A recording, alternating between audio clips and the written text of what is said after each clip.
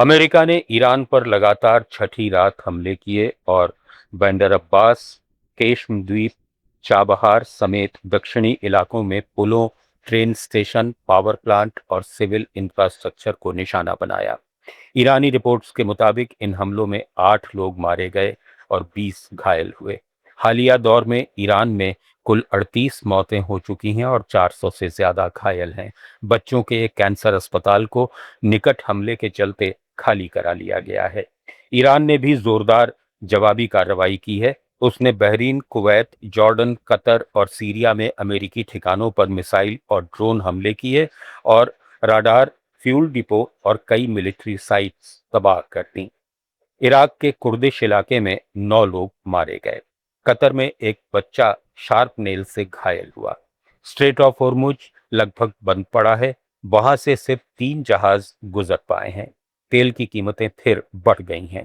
Iran ने इसे अपनी अटूट लाल रेखा बताते हुए चेतावनी दी कि सिविल इंफ्रास्ट्रक्चर पर हमले जारी रहे तो सहयोगी संगठन हूती बाब अल मंदेब को भी ठप कर सकता है।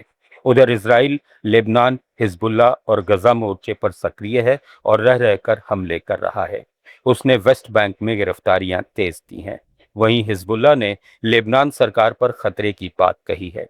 क्षेत्रीय तनाव से गजा की स्थिति भी प्रभावित हो रही है। चीन और पाकिस्तान ने दोनों पक्षों से तुरंत डायलॉग और सीज फायर की अपील की है, लेकिन फिलहाल कोई बातचीत नजर नहीं आ रही। अमेरिका में मिड टर्म चुनाव से पहले राष्ट्रपति डोनाल्ड ट्रंप ने चुनावी सुरक्षा को लेकर गंभीर सवाल उठाए हैं। ट्रंप ने दावा किया है कि अमेरिकी चुनावी सिस्टम में शॉकिंग वल्नरेबिलिटीज मौजूद हैं, खासकर वोटिंग मशीनों और बैलेट काउंटिंग सिस्टम में, जो विदेशी साइबर हमलों के प्रति संवेदनशील हैं। डिक्लासिफाइड इंटेलिजेंस रिपोर्ट से पता चलता है कि चीन, रूस, ईरान और उत्तर कोरिया जैसी ताकतें चुनाव इंफ्रास्ट्रक्चर में सेंध लगाने की क्षमता रखती हैं। ट्रंप ने इसे फ्री एंड फेयर इलेक्शंस के लिए सबसे बड़ा खतरा बताया और कहा कि बिना सुरक्षित चुनावों के देश नहीं बच सकता। व्हाइट हाउस जल्द ही और दस्तावेज जारी करने वाला है, जिसमें 2020 चुनाव के दौरान वोटिंग मशीनों की खामियों का जिक्र है।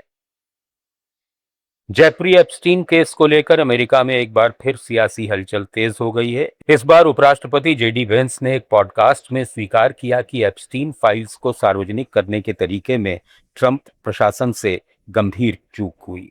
उन्होंने दावा किया कि एप्स्टीन के संबंध अमेरिका की सीआईए और इजराइल की मोसाद जैसी खुफिया एजेंसियों के उच्च स्तर तक हो सकते हैं।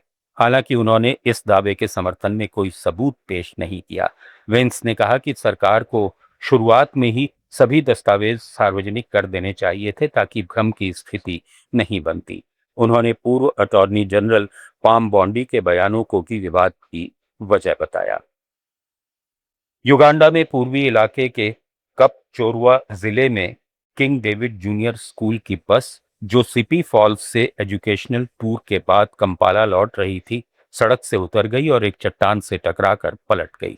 पुलिस के मुताबिक इस दुर्घटना में कम से कम 20 स्कूली बच्चे और एक वयस्क की मौत हो गई, जबकि कई बच्चे और 3 वयस्क घायल हैं, जिन्हें अस्पताल में भर्ती कराया गया है।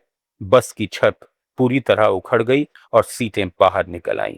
ड्राइवर ने बस पर कंट्रोल खो दिया था। शुरुआती जांच में यही सामने आया है। हालांकि सटीक कारण की जांच जारी है। युगांडा में सड़क हादसे आम हैं, जहां खराब सड़कें, तेज रफ्तार और पुरानी गाड़ियां अक्सर जानलेवा साबित होती हैं।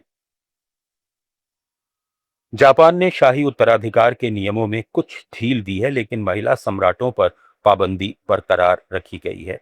जापान की सरकार ने एक प्रस्ताव पास किया है, जिसके तहत शाही परिवार के दूर के सदस्यों को उत्तराधिकार की लाइन में शामिल किया जा सकता है, ताकि किसी संभावित संकट को टाला जा सके।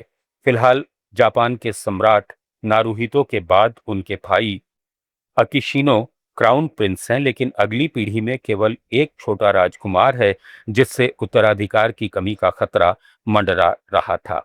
सरकार का ये कदम शाही परिवार को मजबूत करने का प्रयास है, लेकिन लंबे समय से चले आ रहे विवादास्पद मुद्दे, महिला सम्राटों की अनुमति पर कोई बदलाव नहीं किया गया, जो जापानी परंपरा और संविधान दोनों के अनुरूप है।